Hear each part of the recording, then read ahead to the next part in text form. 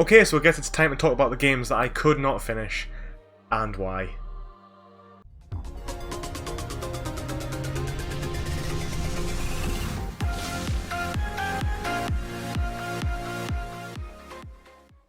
Okay guys, so here we have my PSN Profiles account, and what I want to do in this video is I want to go through my games and I want to talk about the games that I couldn't finish.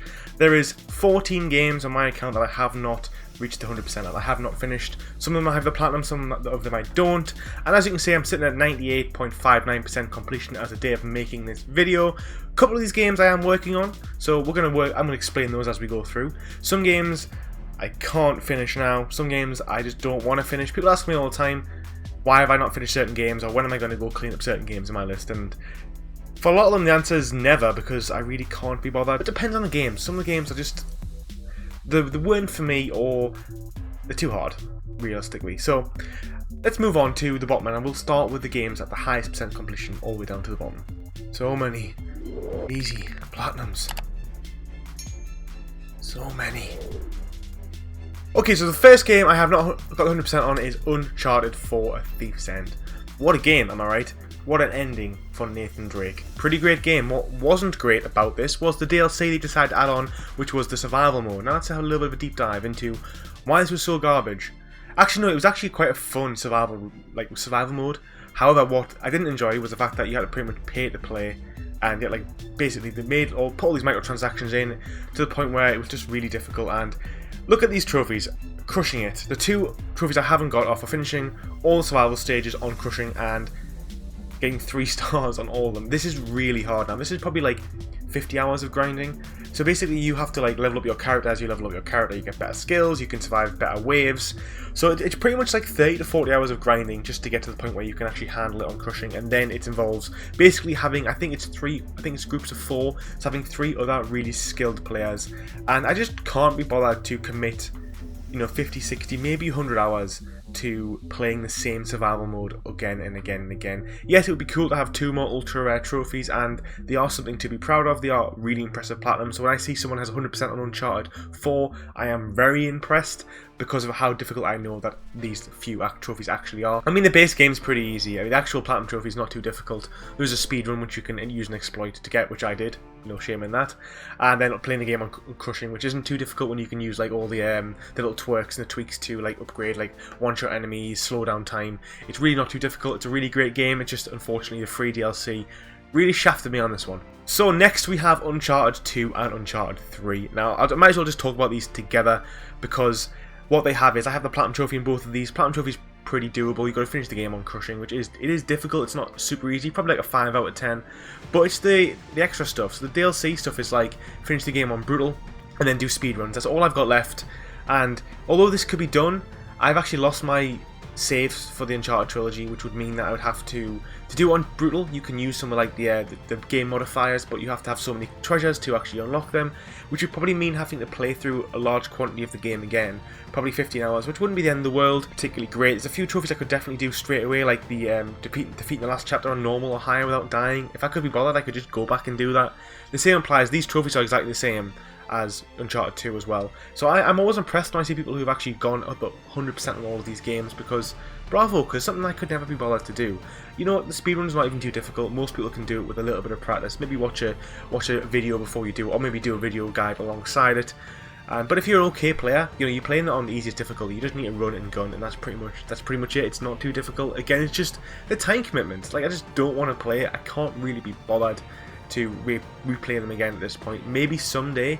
I've always thought about if I did live streams, I might do Uncharted 1 to 3 on brutal, or at least try it. But I'm not that good at third-person shooter games, guys. I'm not that good at games.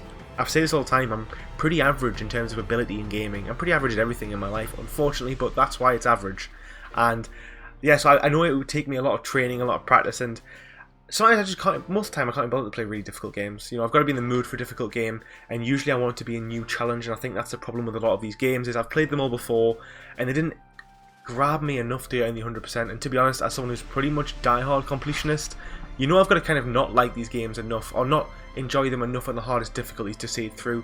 And that's definitely the case with Uncharted 1 to 3. Really good games, solid good games, but I think on the hardest difficulty they can be really unfair, and I think I was sick of them by the time I finished. Not sick of them. I had enough of the story, shall I say? I had enough of my experiences with Uncharted. So the next one is Conan Exiles. Now this one kind of might not be uncompleted for long because they just released new DLC, and looks pretty easy, to be fair. It looks like it's maybe only 5 to 6 hours, and so the base game, I think I platinumed it in an hour. I'm sure I did. Yes, I finished the whole game in an hour. It was really easy platinum. It was free on PS Plus, and I thought, yeah, I'm gonna deep dive into that back in my really easy grubby platinum trophy phase, which lasted a long time.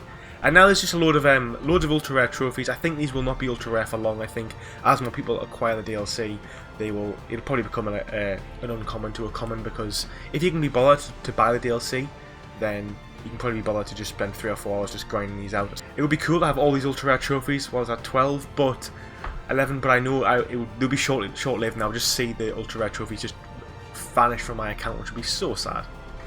But anyway, I could do this one if I could be bothered. Probably about 5-10 hours. I'm just waiting until someone actually does a review, so does a guide. So if you're in PSN profiles, you write guides for these type of games, get on the road, dude. PlatinumBro wants a guide for the DLC for Conan Exiles. Okay, next we've got Mountain Blade Warband. Now, as you can see, the platinum trophy for this game is 1% ultra rare, and that's because it's got a load of online multiplayer. Now, this is one of my favorite games on the PlayStation 4, maybe one of my favorite games of all time. It looks terrible, but it's not about the graphics of a game. It's about the gameplay. It's about the story. It's basically a never-ending RPG. It does end if you can conquer all of the land, but conquering the actual land can take anywhere from like 80 to 200 hours, maybe more.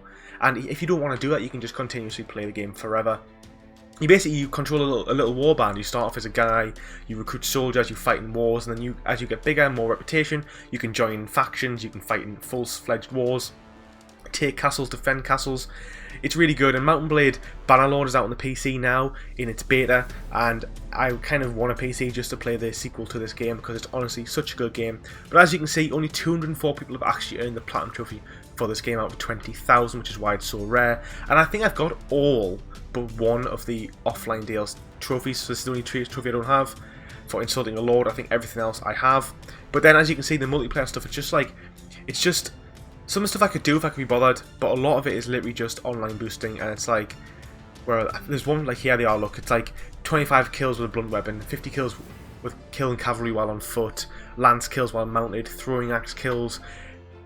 The game you play is like 8v8, and it's like you only get like 4 to 5 kills per game because everyone's so spread out. Everyone's running around on horses just being idiots. It's not built for PvP. It was built for PvE on a large scale. It's a strategy game essentially, and the multiplayer just doesn't really align with it. And I mean, I would love to boost this someday. If somebody has Mountain Blade Warband and they want to boost it with me, I would probably like to do it. It's just getting around to actually doing it.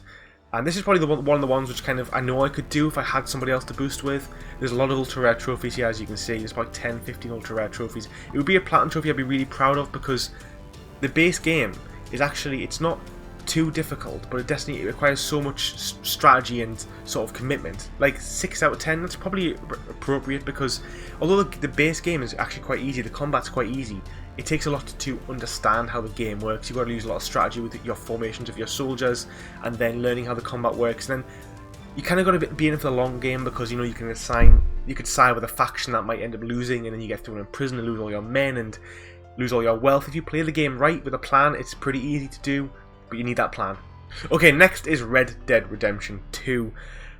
Yeah, this game is my white whale, I will say. It's a game I've wanted to platinum, and I've been working on it over the past 2 years. Last year I did all the DLC. Not all the DLC. Last year I did all of the multiplayer stuff, quite the grind.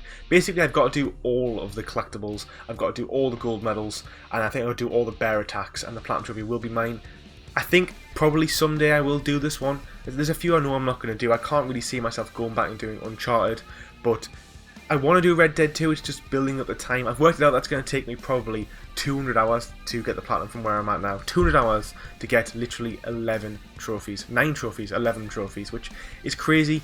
And that's why I kind of put me off the time commitment that I have to do. Yes, if you go into Red Dead 2 fresh, you can probably do this in 250 hours. But the problem is, I've missed certain collectibles. And I think basically you have to do the errands for people at the camp. I've missed that opportunity to do that, so I'll have to go back and play through that again, probably 30 hours to do that one trophy. Then the collectibles, the hunting, the scanning, it's so much, and I think Rockstar just do not respect the time of you as a gamer for the completion. They just don't do it. It's not good. We've then got Uncharted, same as Uncharted 2 and 3. Just need to do the brutal stuff. Actually, no, I haven't got the platinum for Uncharted. I actually think that when I played it in 2017, it was like my second game on my account. And I wasn't sure if I was going to go for platinum, so I just wanted to play it for fun. And then I thought, you know what, next time I'm going to go straight for the plat for Uncharted 2. So actually I need to go back and platinum that one. I probably will do it at some point, maybe. But again, it's the same thing. I think I've got all the collectibles as well. I just need to go back and do the game on the hardest difficulty. And do a few miscellaneous kills. We then got Gravity Rush, which is 67% bought a platinum.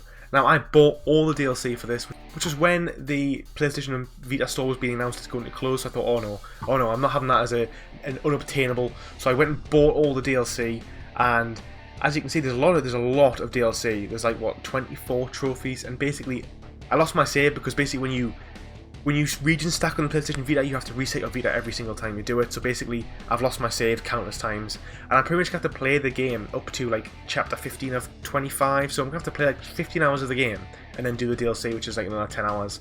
That's on my list of things to do. Definitely this year. Hopefully in the next 2 or 3 months, I want to go back and finish that one up.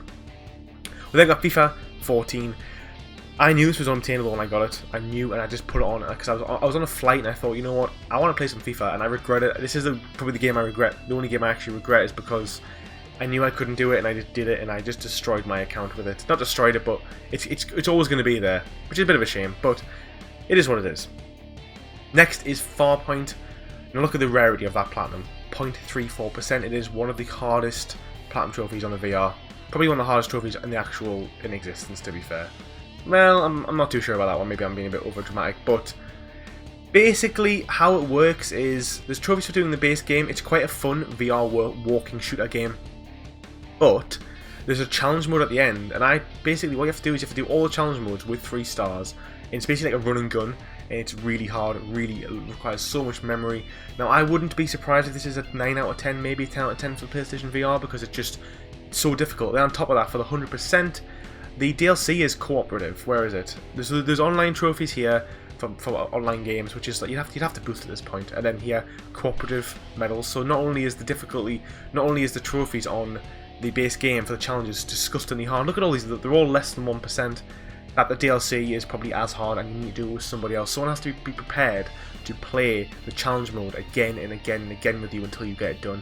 Brutal stuff, and I'm not surprised that very few people have actually earned the platinum on this. Less than 150 people have earned the platinum on this out of 40,000 people who played it, which is absolutely insane. And only 70 people in the entire world have completed the DLC. Crazy. We then got Crash Bandicoot, the game that I just didn't enjoy it at the time when I bought it. I went back and done Crash Bandicoot 3 this year, and I enjoyed it more than I thought I was going to be honest. I thought it was going to be really difficult, and it was probably like a 5 out of 10, definitely doable for most people. And I had a lot of fun with it, more fun than I thought I was going to have. So maybe Crash Bandicoot, maybe I'm too afraid of it now. Maybe it's actually not as bad as I think it's going to be. It is definitely a difficult game, and there's some really hard trophies in the DLC trophies in Stormy Ascent. Probably the hardest Crash Bandicoot game in the original trilogy, not including Crash 4 now. And maybe someday, maybe not. It's just, I think my fear of it is greater than what it actually should be. I think I probably could do it. I think I do have the ability to do it. But it's just getting around to it and just saying, you know what, I'm going to spend a month playing Crash Bandicoot. Maybe, I think I said to myself I will do it next year. I did Crash Bandicoot 3 this year.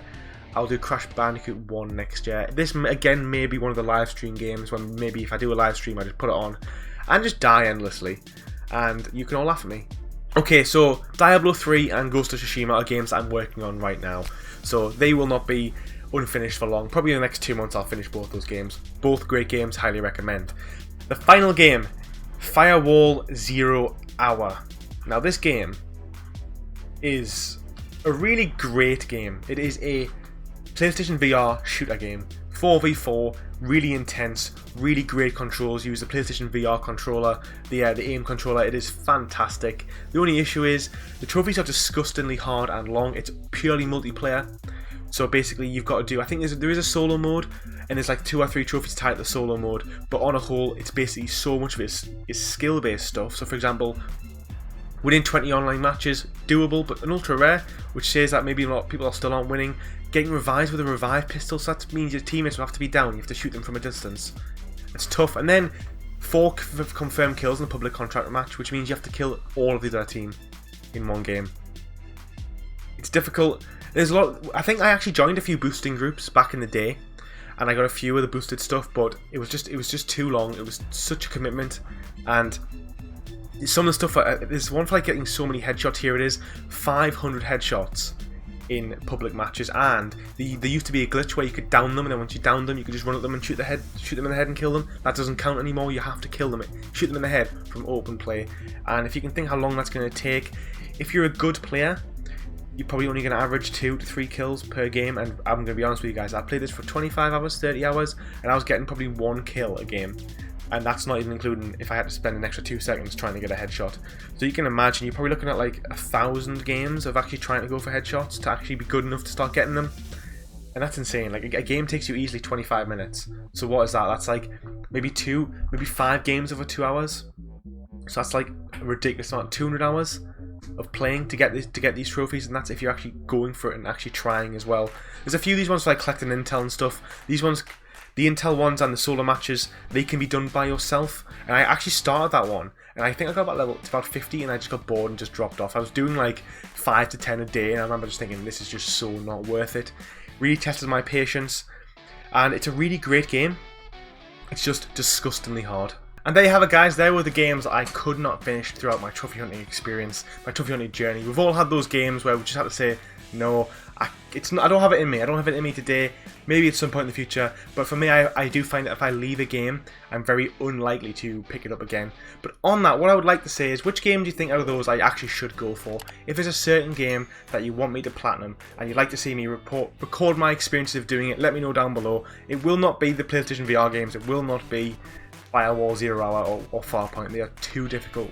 Definitely Farpoint's definitely beyond my ability. It would take me easily hundreds of hours of practice, and I need a boosting partner who's actually prepared to play a VR game for hundreds of hours and spend time getting good at it, not just boosting online, essentially mastering a game to get a platinum trophy is ultimately what a good trophy list actually is. So we've got to give credit to Farpoint for having a really impressive trophy list, but it's beyond the skills of PlatinumBro, I'm afraid. If you have the platinum of Farpoint, my god, you're insane.